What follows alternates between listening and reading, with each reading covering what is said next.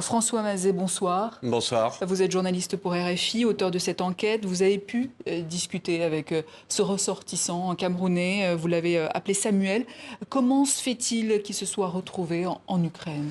Comme beaucoup de personnes, c'est quelqu'un qui était en recherche d'une vie meilleure, d'un emploi, et il s'est retrouvé avec une opportunité en Russie. On lui a fait une promesse d'emploi via une agence de voyage, d'expatriation au Cameroun. Il a suivi un de ses amis qui avait trouvé ce plan-là.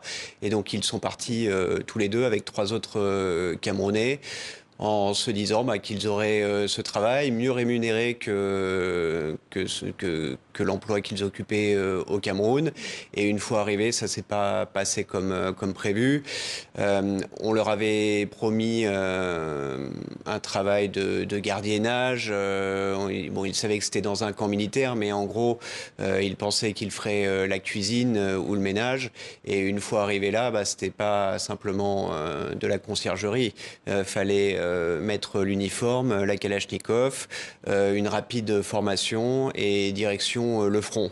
Enrôlé de force, vous écrivez, c'est-à-dire Par tromperie, parce que ces gens qui partent ne connaissent pas leur point de destination.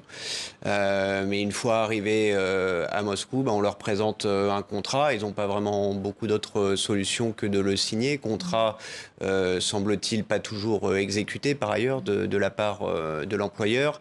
Alors ces employeurs, ce sont des entreprises paramilitaires qui sont contractantes du ministère russe de la Défense et qui alimentent cet effort de guerre en première ligne en Ukraine, dans la stratégie russe de gain de terrain coûte que coûte. Alors que les Russes restent au camp. Alors c'est ce qu'il dit, c'est sa formule un peu choc. Il dit les Africains et les internationaux devant, les Russes restent au camp.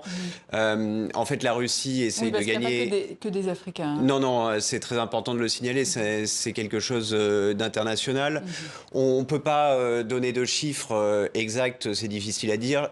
Les Camerounais, j'ai compris qu'ils étaient plusieurs dizaines. Les subsahariens, on peut dire quelques centaines. Et donc les combattants internationaux, plusieurs milliers. Il y a des Cubains, il y a des ressortissants de pays arabes, égyptiens, jordaniens, etc. Indiens, sri-lankais, népalais. L'année dernière, sur RFI, un de mes confrères avait travaillé sur ces Népalais parce qu'il y a une association qui s'est montée au Népal qui avait recensé plus d'1 millier de Népalais qui étaient partis en Russie.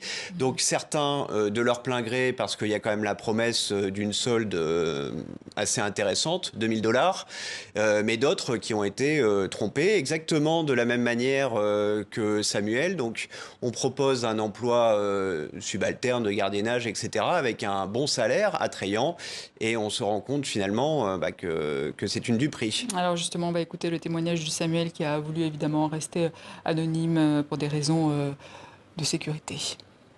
J'ai vu des gens se tirer dans la main parce qu'ils veulent pouvoir fuir à l'hôpital. Là-bas, tu vois des centaines de corps pourrir au sol, tu marches dessus.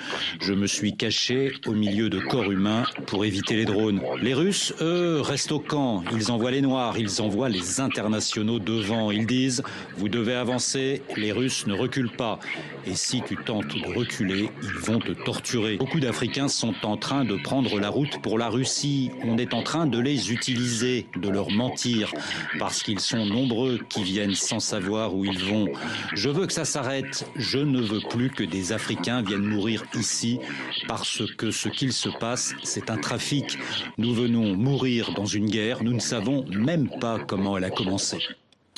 Samuel nous dit là pourquoi il a choisi de témoigner au péril de sa vie. Que risque-t-il s'il ne suit pas les ordres ou il décide de fuir, par exemple? Il risque sa vie, tout simplement.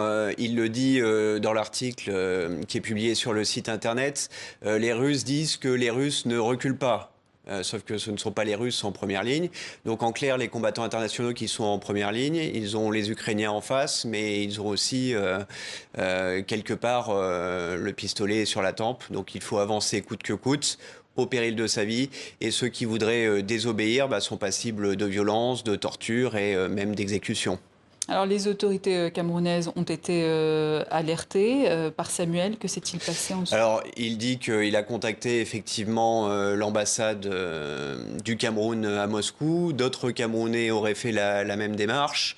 On a, semble-t-il, ignoré leurs appels à l'aide. Jusque-là, le gouvernement du Cameroun n'a pas répondu aux sollicitations et à cette question-là. Et vous-même, vous les avez contactés? Oui, oui, tout à fait. Oui, on leur a adressé un droit de réponse qui a été bien reçu. On nous a notifié effectivement qu'on avait bien pris en compte nos demandes de précision, mais pour l'instant, il n'y a pas de réponse. Donc peut-être qu'en alimentant le débat public, il y aura une prise de position parce que donc hier on a entendu Samuel. Aujourd'hui sur l'antenne de RFI, on a mis un deuxième article en ligne et sur l'antenne on a aussi diffusé le témoignage de l'épouse d'un autre citoyen camerounais qui est parti combattre l'année dernière. Pareil, un petit peu le même processus. À la dernière minute, on lui a dit qu'il fallait qu'il amène de l'argent. Il n'a pas d'argent, c'est pas grave. Il va aller faire une formation militaire, il sera bien payé. Et puis 2 semaines de formation, il se retrouve dans l'est de l'Ukraine et son épouse a perdu le contact avec lui depuis fin juillet. Et donc il y a des familles qui sont là au Cameroun qui demandent l'aide des autorités et c'est pas un phénomène seulement camerounais et c'est pas seulement un phénomène seulement africain. Depuis l'enquête, vous avez des nouvelles de Samuel? Non, pas du tout. Ça fait plusieurs semaines qu'on n'est plus en contact, donc actuellement je ne sais pas où il est, je ne sais pas comment il va. François Mazet, merci. Journaliste pour RFI, auteur donc de l'enquête sur des Africains en relais de force en Russie.